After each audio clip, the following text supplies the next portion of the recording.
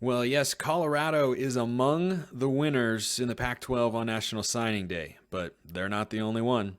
Let's go. You are Locked On Pac-12, your daily podcast on the Pac-12 Conference. It's the Locked On Podcast Network, your team every day.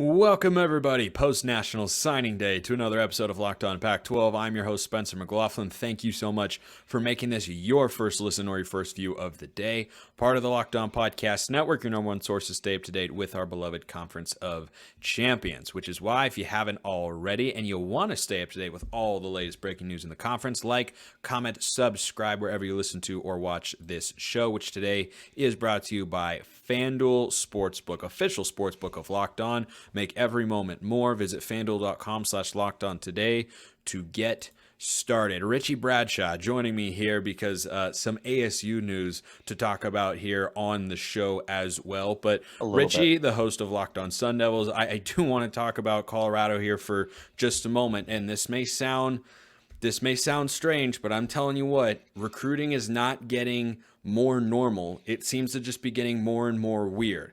And I think Colorado legitimately is a winner in the Pac-12 on National Signing Day, round 2 for the 2023 class, because Cormani McClain put ink to paper. And that, it just, nothing ever feels like a given here. And that was just a finalized, that is a finalized deal. He's going to be a Buff. And come this fall, Colorado's starting corners will be Travis Hunter and Cormani McClain in a conference that's got a bunch of elite quarterbacks, and that's big news for the Buffs. Yeah, how can the Buffs not be winners? With Cormani McClain alone, that makes them a big winner. But you consider everything else that they've been able to bring in as well. They've got several other four-star guys like Dylan Edwards, Adam Hopkins, and Marion Miller, They've got Hunter Jackson transferring from, Jackson State.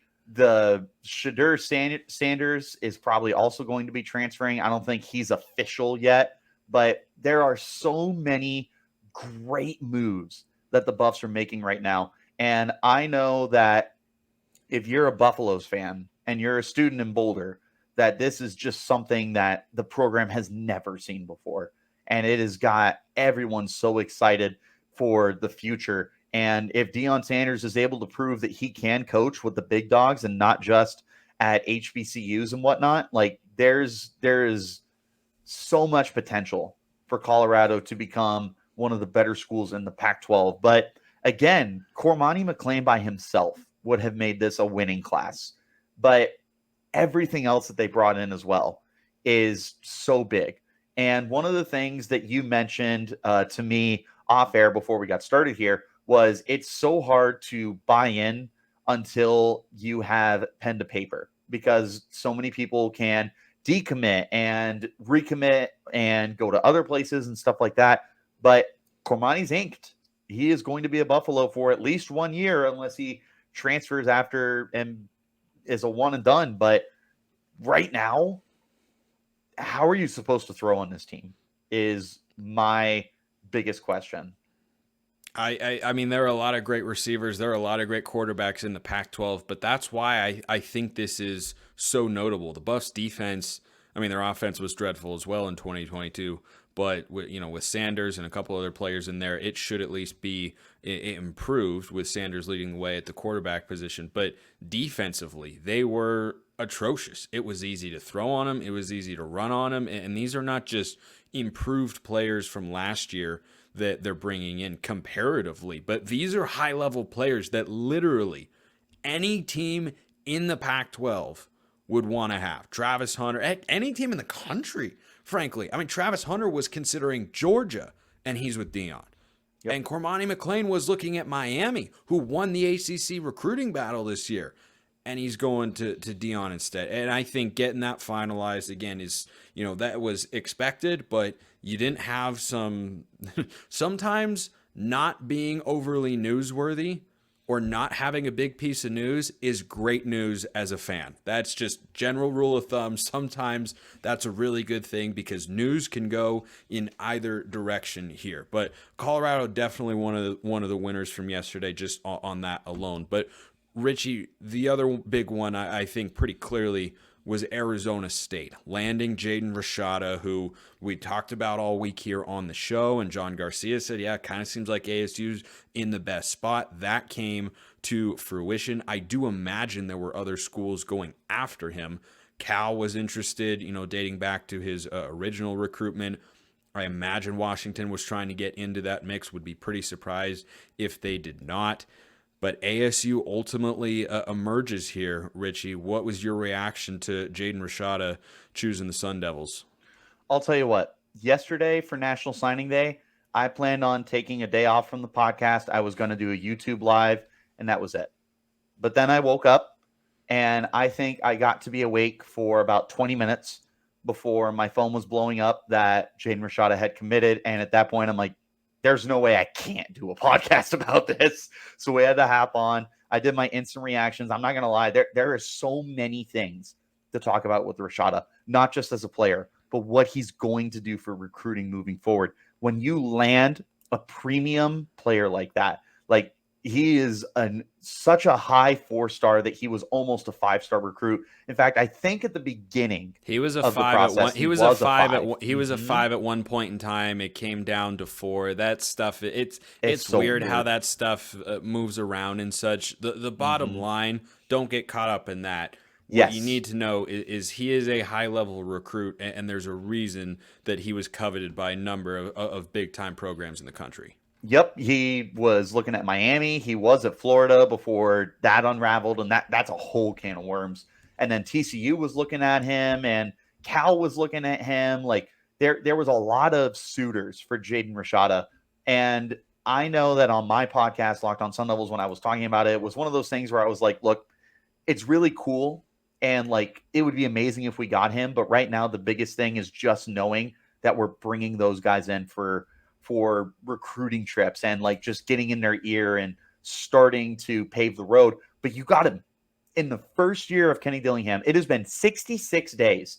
There are 45 players that are coming into this program via the transfer portal and via the 2023 recruiting class. And there are some big names. There's former 5-star pass rusher Clayton Smith, who's coming into the program.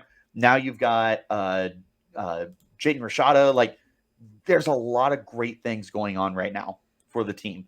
They are absolutely not just one of the biggest winners in the Pac-12, but one of the biggest winners in the entire college football landscape.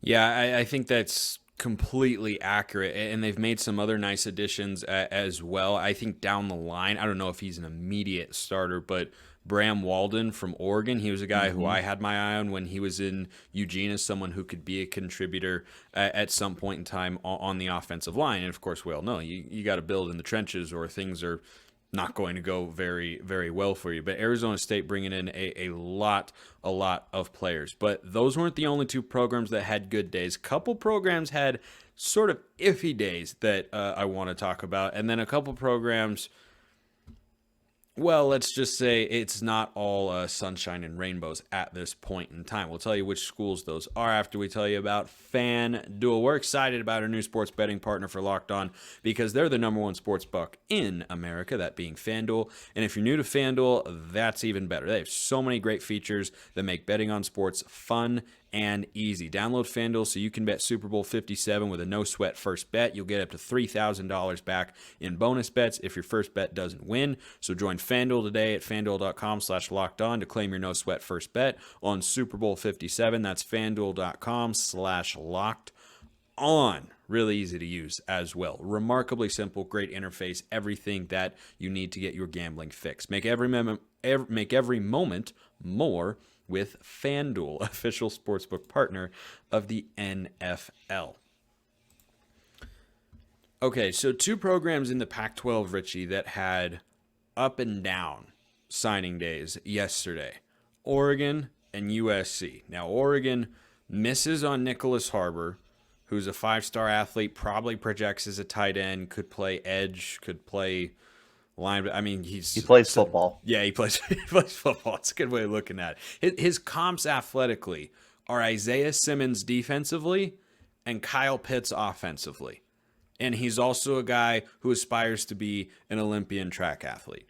That was the downside for Oregon yesterday, because that's a guy the Ducks felt like they were in a good spot for. It was between Oregon and South Carolina.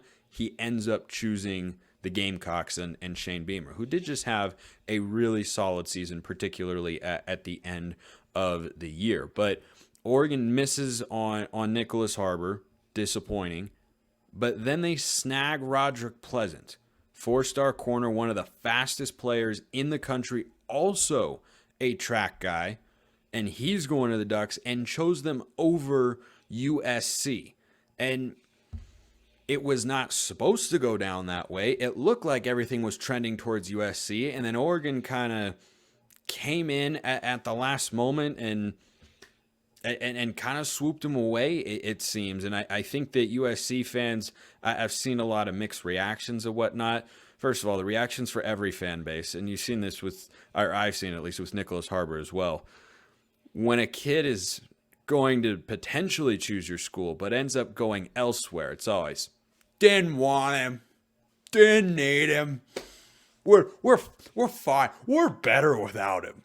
Actually, and I gotta say, just as a general note, I don't care what fan base is coming from. It's the most obnoxious thing in recruiting for college football, man, because when 48 hours ago, a bunch of people are saying, oh my gosh, I really want this guy, hope he chooses our school, and then he doesn't, you say, oh man, we don't actually need him. We just a PSA to everybody out there.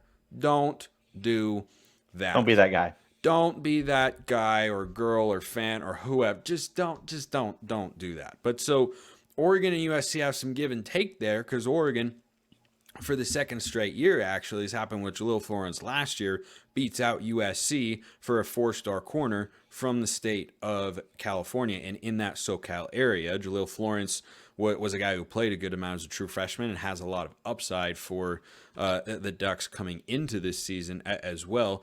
But it's not all bad news for USC, because they go out and they add a very, and I mean very, intriguing prospect in Walker Lyons, who is or was going to go to Stanford, which, as we all know, Richie, is tight end University West. It's Iowa and it's Stanford, and they're in a running gun battle for who's tight end university. So if the Cardinal and David Shaw were interested in him, you know this is a high-level player. What do you make of the way that those battles kind of played out by the time the dust settled? I think it's just kind of funny the way that recruiting is, and like how fickle everything can be, because when you think that something is going to go one way, it just turns around and goes a completely different direction. And for Oregon, like, they were looking at how many 5-stars, like Dante Moore was coming in. You had the athlete whose name has already escaped me. Like, there's Nicholas Harbor. Thank you, Nicholas Harbor. I was going to say Clay Harbor, and I was like, that's not right. That is a former NFL tight end. Yeah. There's been a lot of guys linked to Oregon, and like some are leaving, right? But you've also had some guys that maybe you didn't expect that are going to the program. So with Oregon, it's just been what feels like a very shaky ride. It feels like there's still a lot of really good things that are going on, but exactly, it could have been better, right? If Dante Moore stayed, if 100%. Nicholas Harbor had committed, but it's still a very quality class. It just could have been elite, and unfortunately, it just wasn't quite there because of how fickle the landscape is. Like we just mentioned on the previous segment, unless it's down in pen to paper, you shouldn't count on anything, which is one of the reasons why Dante Moore was such a bummer when he went to decommit from Oregon and go to UCLA. And on the pen to paper front, that's also why I led the show with Cormani McClain putting his name down on his national letter of intent to Colorado, because Oregon on the first national signing day thought they had another 5-star in Peyton Bowen. And then it turned around after he put on the Oregon hat, after he'd been committed to Notre Dame, everyone started asking the question, wait a minute, where's his NLI? Wait a minute, He hasn't signed. Wait, he still hasn't signed. Wait, is something going on? What's happening? Boom. He ends up going to Oklahoma. And look, it's just what the modern age of recruiting is. There's just crazy stuff, and kids, like putting on the show, and I think schools like it for the attention as well, both the high schools and the colleges. I think both like it at some level. But I think Oregon and USC had solid days, but not the days they were necessarily hoping for. Because the caveat with Walker Lyons here for USC, one day, yes, he could be a very good player, but he's going to serve a mission first. So he's actually a 2025 player. My understanding is it's going to be a 2-year mission. He's a member of the LDS Church. So it's a guy who could very well turn into a legitimate part of the offense for Lincoln Riley going forward. But it's not someone who could help in the immediate future, as Roderick Pleasant might have been able to, because he's got elite high-end speed and could provide you at the very least some depth on the side of the ball where you need more help going into 2023. And then for Oregon, getting Pleasant is nice, right? It feels like a consolation prize, which is selling Roderick Pleasant short because he does have elite speed and looks like a really intriguing player. And I think he bumped their overall class ranking up a couple slots as well. But he's going into a position group for the Ducks that doesn't need immediate help as much as tight end, which is what Harbor would have played. So that's why I think Oregon and USC are not quite winners, not quite losers. They're somewhere in between. I think the two teams that had the worst day, Richie, were Stanford, first of all, because look, maybe you expected to lose a guy like Walker Lyons, but he just feels like a Stanford player. If you just looked broadly across the Pac-12 and said, hey, there's someone of LDS faith who's not going to BYU, what school feels the most appropriate for him? It's probably Stanford. And he plays a position that the Cardinal have historically recruited and developed very well. Now they miss out on this guy. But the other team that, and this isn't National Signing Day specific, I'm a little surprised on the one hand and not totally surprised on the other that they are currently last in the 2023 recruiting rankings, including the transfer portal, is Washington State. Because Washington State just had a 7-win season, which by the Cougars metrics is solid. It's nothing exceptional. We've seen them go to greater heights before, but you follow that season up with losing 2 coordinators, and I think that certainly factored into the recruiting as well. And then right now they're sitting 12th for 2023 talent acquisition. I'm not saying it's an abject disaster here, but that's not where you would have liked to have been if you're a Washington State fan. No, and they're one of those teams that feels like they're on the cusp, right? They're like right there. Like last year, it felt like they could have been a 10, 11, 12, not a 12-win team, but it felt like they could have had a lot more wins than they actually did. They could have been 9-3. They could have easily been 9-3 after they picked up that win against Wisconsin. That's where it looked like they might have been headed. And 7-5 was okay, but 9-3 I think was in the cards. Yeah, and they blew that game against Oregon too. I mean, there was a lot of opportunity for Washington State last year that they just unfortunately couldn't capitalize on. You would have hoped that with a good recruiting class, maybe pulling in a handful of like 4-star, hopefully you get that 5-star guy, but I mean, you can't bank on that every single time. But they obviously were hoping on a better recruiting class than what they ended up getting to help get them over the hump. And unfortunately, they're still just kind of stuck in neutral right now. Like they're a quality, good team. They're definitely in that second tier of the Pac-12 though. They're certainly below the best of the best. They're good. They're in that mix with the it just depends who you would put in that tier, like an Oregon State, potentially in Arizona, potentially in Arizona State. I'd put Oregon State above them though. I agree. Yeah. It's just tough because I feel like Washington State could be better than they are, but when you can't close out the games on the field, but then you also can't pull in the recruits that you need in order to replace and improve and get better, it's just tough to be better than what you are, which is quality. Yeah, I agree. But speaking of quality, that brings to mind Arizona State. Kenny Dillingham is sending a very clear message at this point in time. And yes, results on the field have to follow at some point. But I think what he's doing reminds me very much of, forgive me, Richie, what Jedd Fisch did at Arizona, which was he came in and you understood it was going to be a rebuild. And Kenny Dillingham hasn't coached a game yet, but Jedd Fisch recruited better than you would have thought in the 2022 cycle. Arizona, if you just look at the high school prep ranks, I'm pretty sure was at or around the top 25 in the country. And you look at that and go, wait a minute, after a 1-win season, how's that possible here? They got a 5-star receiver. That's right. They had, I think he was a high McMillan? 4 technically, but but T-Mac, really good player, their number 1 receiver last year and going into this year as well on the outside. But you look at what he did there and what Dillingham is doing at ASU, which is take over a program that is basically in disarray, has got to have a total reset. And you look at the success on the recruiting trail and you say, okay, there's some increase in optimism here.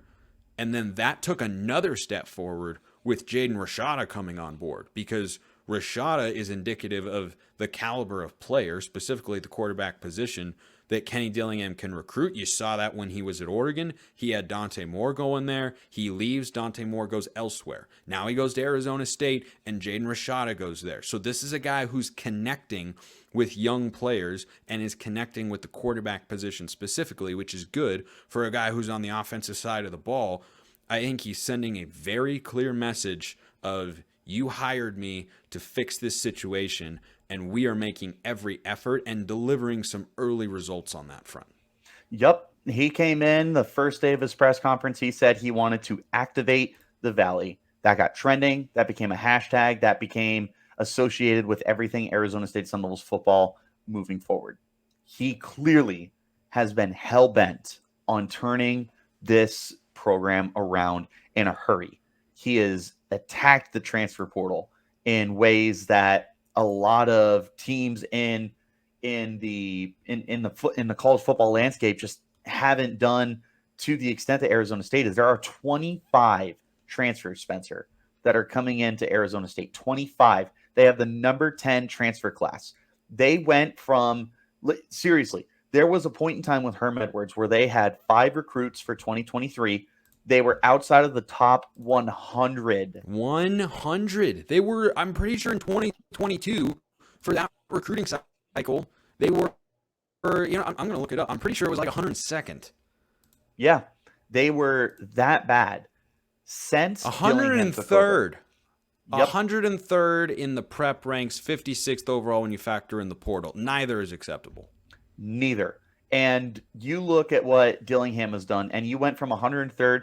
They are now the 46th recruiting class, which it does include Jaden Rashada. That's a massive improvement in 1 year, not even in 66 days as a head coach for Arizona State. He has improved you more than twice as good as you were. You have the 36th overall class, the 46th composite, and the 10th transfer. This is clearly Dillingham, like I said, hell-bent on turning this program around sooner rather than later.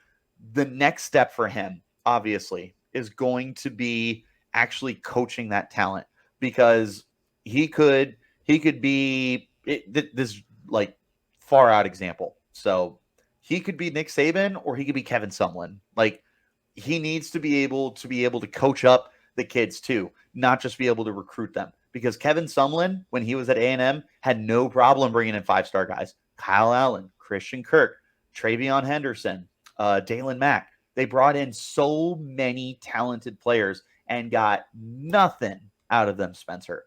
So it'll be on Kenny Dillingham to actually be able to coach these guys up at this point. But as far as a recruiting standpoint goes, it feels like he's doing everything right.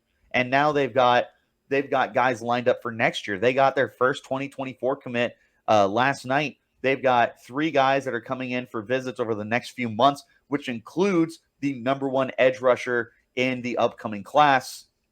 And Colin, I swear I'm going to remember his name eventually. Colin Simmons. from Texas. The number one edge rusher is taking a visit to Arizona State. There's several other 4-stars. Like, you are already seeing everything pay off. So recruiting, I think he's got it nailed. It's just a matter of coaching from here.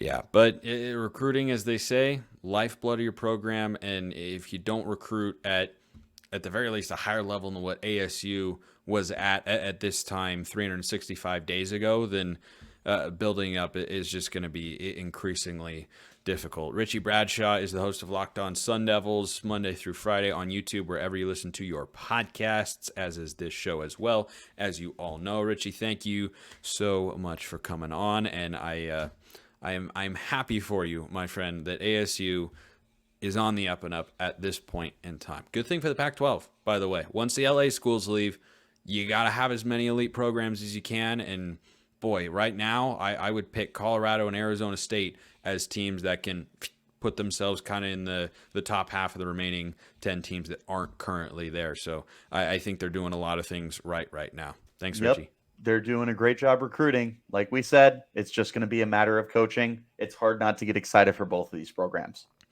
It really, really is. It's hard to not be excited to have the opportunity to listen to the show tomorrow as well. I know. Wasn't that a nice transition to the end of the show? I think so. Maybe you did. Maybe you didn't. However you're feeling about it. Appreciate everyone listening. See you next time. Have a wonderful rest of your day.